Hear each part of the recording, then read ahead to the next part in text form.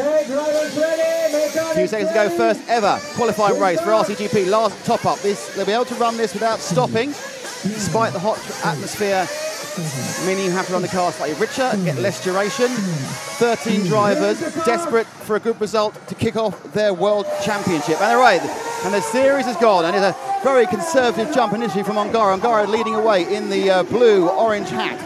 Orange hat, orange wing, orange sides, white wheels. Behind him, it's Ronefalk still. They've gone up absolutely in grid order with third place Ogden, fourth is Juan Carlos Canas, and then behind him it is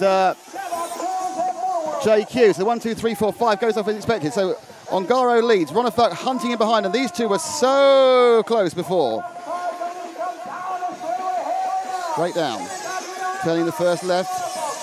And they are and Ronefalk gets his first nibble at the back of Ongaro as they go through the rollers, up and over the infinity jump. They go, oh, he's up the inside, a nice move there. Oh, he's gone over, and they're going to wait, and that's going to let Ogden. No, he doesn't, but Ronefalk takes it. So a slight nibble there on Ronefalk, and therefore we see that Ongaro drops back as he goes around the berm. Now he's going to catch up. Ogden didn't quite get enough space to get through. Behind him, Robert Bataille has got up from 6th to 5th as they accelerate away. Down the main for now, it's Ronefalk now who leads, and you can see that by about 0.5 of a second is the difference.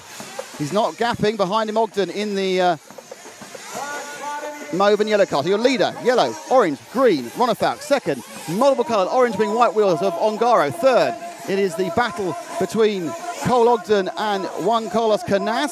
Canas flies over. And sprint down the straight again. Still the lead now, just drifts out slightly. An extra 0.2 gained by Ronefalk. But he makes a mistake there on the corner, turning in and going round the off-camber turn. They'll come through the Coca-Cola double and then through over the Motor World double, and they'll turn right before they take the massive triple leap into the berm. And gaining in the air almost there, you can see Ongaro. Now Canas has got through to third, so Canas has got past. Ogden's made a mistake and he's dropped down to 5th. So Canas is now into third and Battle in 4th. So good points for them, but it's all about the top of the tree. And again, another little stretch out there, just towards the end of the lap.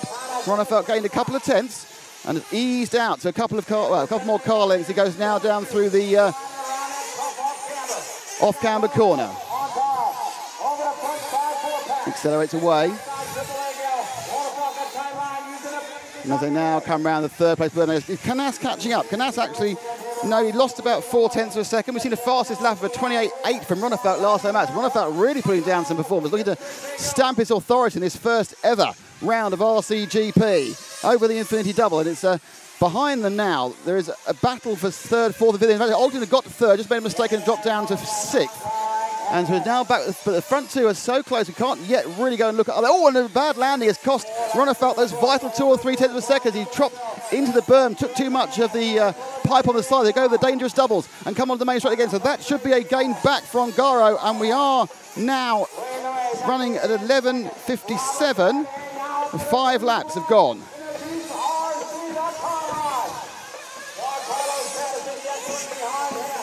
So they're going over 5 laps so far. We should be running this over a 15-lap period. So Ongaro, again, a little tie-up on the pipe there with Ronefalk. So you can see he's behind as we look back every single time we pick up Ongaro in the background. That time round was a 28 against, it was a 0.3 gain to Ronefalk. But don't forget, the actual start-finish is not on the main straight. It's actually down on the finished launch ramp, which is actually just on the exit from the berm. So I'll just show you where the start-finish is. So they come over here, jump through, they do the big triple now, come around the berm, and actually this jump here, that is start and finish. You can just see at the top of your screen, finish. And we are now halfway through, 7 laps down, or 7.5 laps down, 7 to go. And that time round was a gain of 0.07 of a second for Ronefalk. Behind them, Robert Bataille has got himself into 3rd place, JQ's in 4th, and 5th is Canas as they've moved through.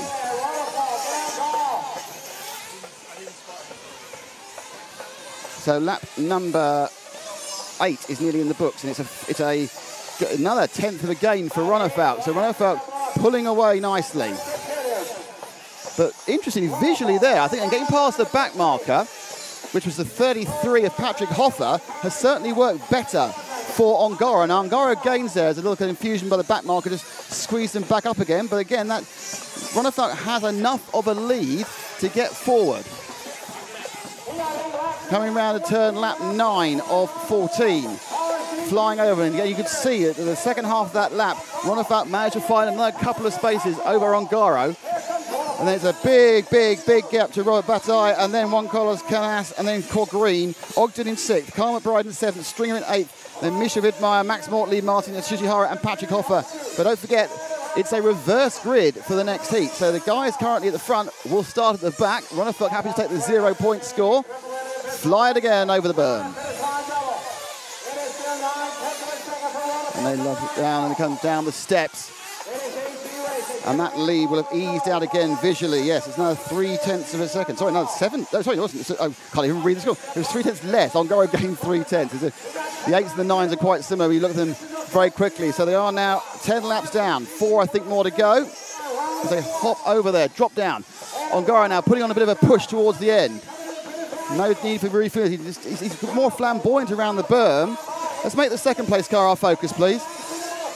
And now with Ongaro drastically trying to chase, and you can see he goes around that time, and he goes the fastest lap of the entire race, a 28.7 last time around, but it was a 28.8 from Ronefalk, and that little 10th here and 10th there, and this absolute battle royal between your reigning world champion and the man he deposed back in Perth, your 2016 world champion. They are coming up to lap another world championship, that's Tsuchihara in the pink car.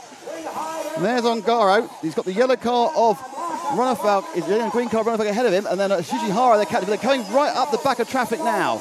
And we are down to the 12th lap scored, and we think they're going to finish at 14 laps scored. There's all confusion there as the cars fall over each other. Oh, and that was good news. 2 cars crashed and crashed out of their way, including Hara and Lee Martin. So they're right together now as they fly over the motorboat double. They're turning round, flying over the big trip on the berm, and they're going to come out now. It's lap 13, so they're on the last lap now. So this should be the last lap as they come round and go.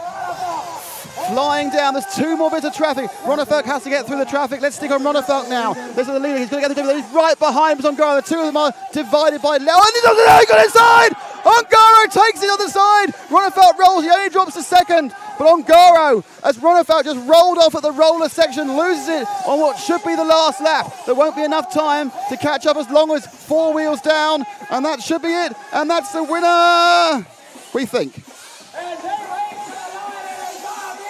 It's all over. Ongaro has won it just. Ronefalk is 2nd. In 3rd place is Battle. 4th is Juan Carlos Canas. 5th, I think, is Ogden. Fantastic result there for the man himself. It all happened on the last lap. It was all close the whole way. And that is a great victory for Davide Ongaro from Ronefalk. They're just got to finish their lap down now, but they have actually finished the race. It's coming in. It's a 15-lap race. It's kind of half a lap that has to be done. And in they're going to go. But a last lap bonanza, last extravaganza there. And how calm they all look. Let's just come and Davide, that couldn't have been any closer, and you got it right at the end. Yeah, the fight was really close.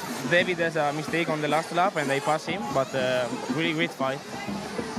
Do you think you had equal pace, or it seemed that you were a bit slower at the start and a bit fast at the back of the race? It's lower at the start because the tires were maybe too cold, but at the end was really good. Thanks, David. David, well, commiserations. The worst that could ever happen, a last lap mistake or a last lap roll, and that was it. Yeah, I mean, we catch a couple of cars. I don't blame them at all. I kind of overshoot the turn after the straight a little bit, jumped wide, had to turn too much around the chicane over there, and yeah, I wasn't sure I was going to roll the corner table, but I just decided to jump it last second, but I rolled it, so yeah, it got by. Anyway, it's good score, first one. And you're starting 12th next time, so what are your tactics going to be? We'll see, you know. I think definitely Ongaro and me, we have the speed for sure to get back up there, and I mean, this track, everyone is making a lot of mistakes, so we just got to be patient and see what happens, I guess. David, thank you very much. That's your winner, your second, Davide Ongaro and David Ronefalk. Now, don't forget, when we come back in about 45 minutes, they'll be reversed. So the guy who came last, who I think was Misha Widmeyer, he'll be on the front. I think Patrick Hoffer, who'll be leading, and the 2 guys we just spoken to will start in 12th and 13th places. The unique qualifying race concept of Rcgp Round 1. Stay tuned for the second race in about 45 minutes to 50 minutes time.